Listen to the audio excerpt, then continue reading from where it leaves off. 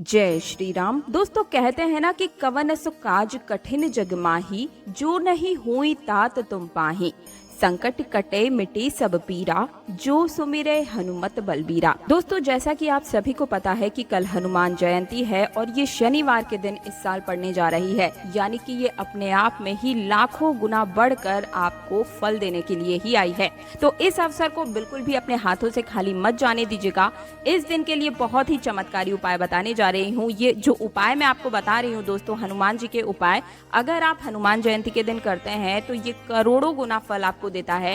लेकिन अगर आप मंगलवार के दिन कर लेते हैं या फिर किसी भी रैंडम मंगलवार के दिन भी इस उपाय को करते हैं तो भी ये बहुत ही कारगर सिद्ध होता है। तो इसे ध्यान से सुनिएगा, एक एक चीज को कहीं पर लिख भी सकते हैं। देखिए वैसे तो हनुमान जी महाराज के चमत्कारों के बारे में बताने की मुझे कोई जरूरत ही नहीं है दोस्तों। हनुमान जी महाराज के कहा जाता है कि उनके एक रोम में इतनी ताकत होती है कि एक इंद्र के बराबर वो समझा जाता है। दोस्तों हनुमान जी महाराज को महावीर कहा गया है। इनके अंदर में अनगिनत शक्तियां हैं।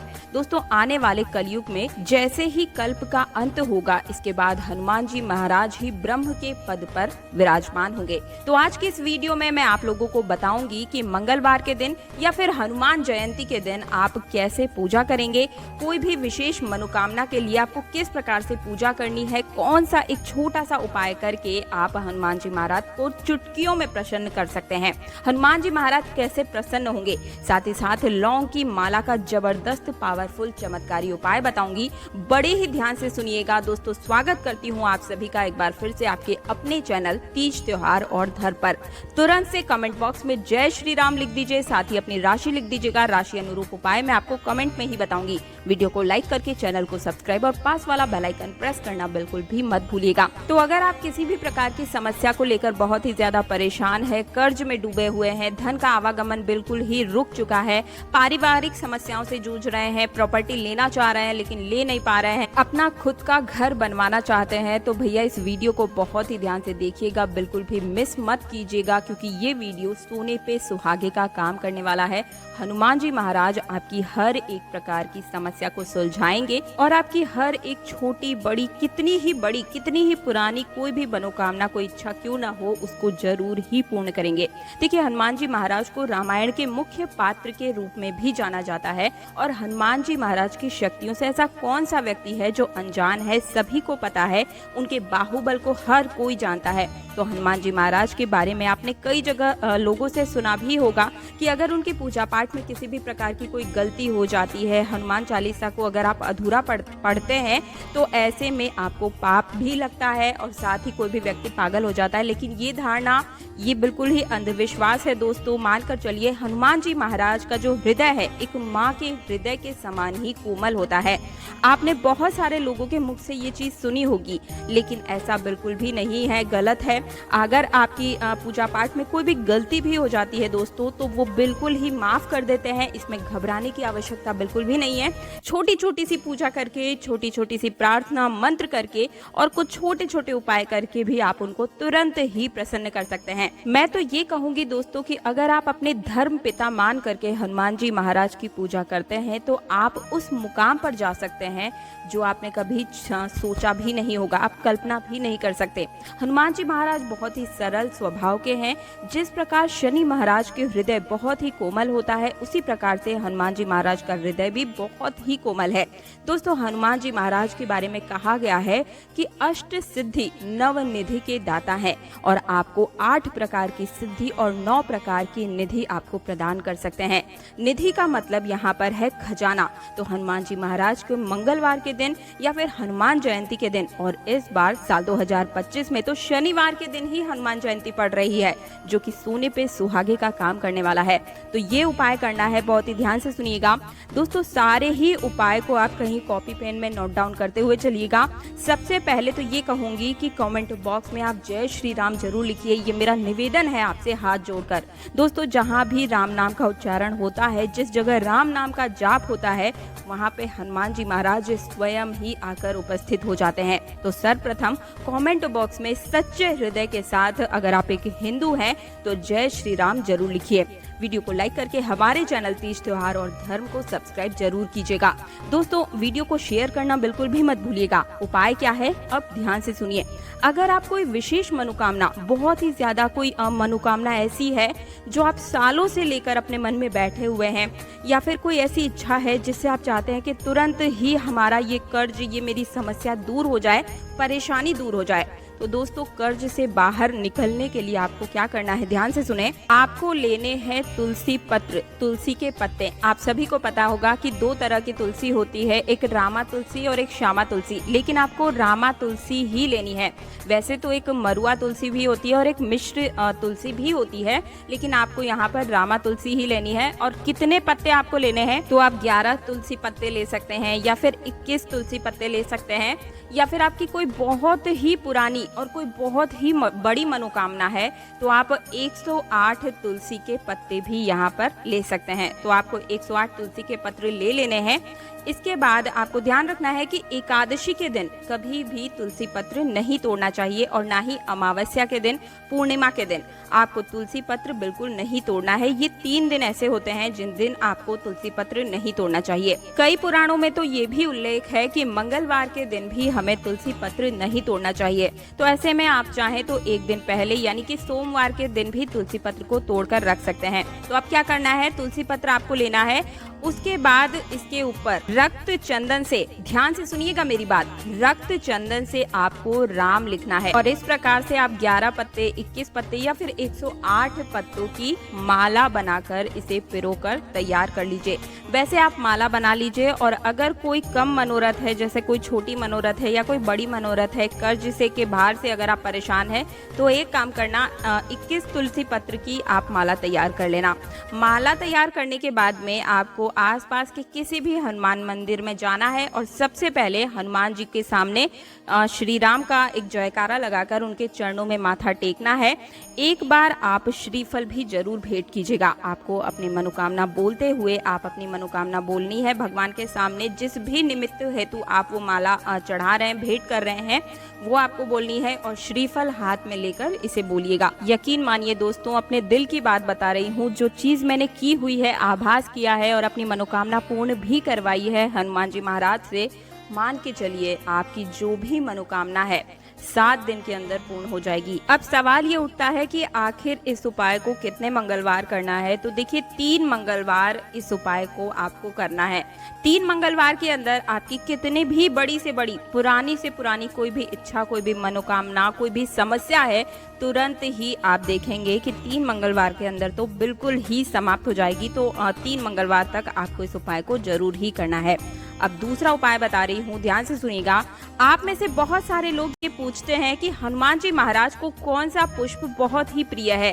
क्या हम कमल का पुष्प चढ़ा सकते हैं, या फिर हम गुलाब के फूलों की माला हनुमान जी महाराज को अर्पित कर सकते हैं। तो देखिए, हनुमान जी महाराज को गेंदे पुष्प, यानी गेंदे के फूलों की माला या गेंदे का पुष्प अगर आप उन्हें अर्पण करते हैं, समर्पित करते हैं, तो वो बहुत ही जल्दी प्रसन्न हो जाते हैं।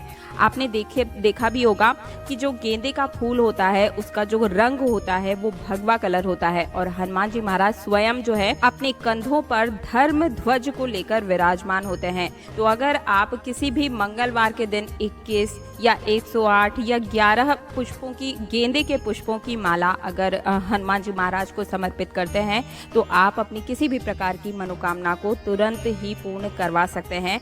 बहुत ही भोले हैं हमारे हनुमान जी महाराज। दोस्तों, बहुत ही ध्यान से सुनिएगा। दिन की अपेक्षा रात्रि के समय में हनुमान जी महाराज की पूजा अगर की जाए तो हनुमान जी महाराज जल्दी प्रसन्न होते हैं, बहुत ही जल्दी आपकी पुकार सुनते हैं। अब ऐसा क्यों है? क्योंकि हनुमान जी महाराज पूरे दिन भर रात्रि काल होते तक प्रभु श्री राम की सेवा में समर्पित रहते हैं, और जब रात्रि काल आता है, जब प्रभु राम जी सेवा से निवृत्त होकर वे सोने के लिए जाते हैं, तो अपने भक्तों की पुकार को जल्दी ही सुन लेते हैं। तो रात के समय में लगभग 9:30 बजे के बाद 10 बजे, 11 बजे, 12 बजे, 1 बजे रात को आप थोड़े से भी अगर मंत्रों का उच्चारण कर लेते हैं, हनुमान चालीसा का पाठ करते हैं, या फिर कई लोग संकल्प भी लेते हैं, 11 बार 108 बार हनुमान चालीसा का संकल्प लेते हैं, उसे भी रात्रि काल में ही पूर्ण करते हैं। और आप खुद YouTube पे कई लोगों का एक्सपीरियंस देख सकते हैं कि कैसे उन्होंने हनुमान जी महाराज से अपनी मनोकामनाओं को पूर्ण करवाया है।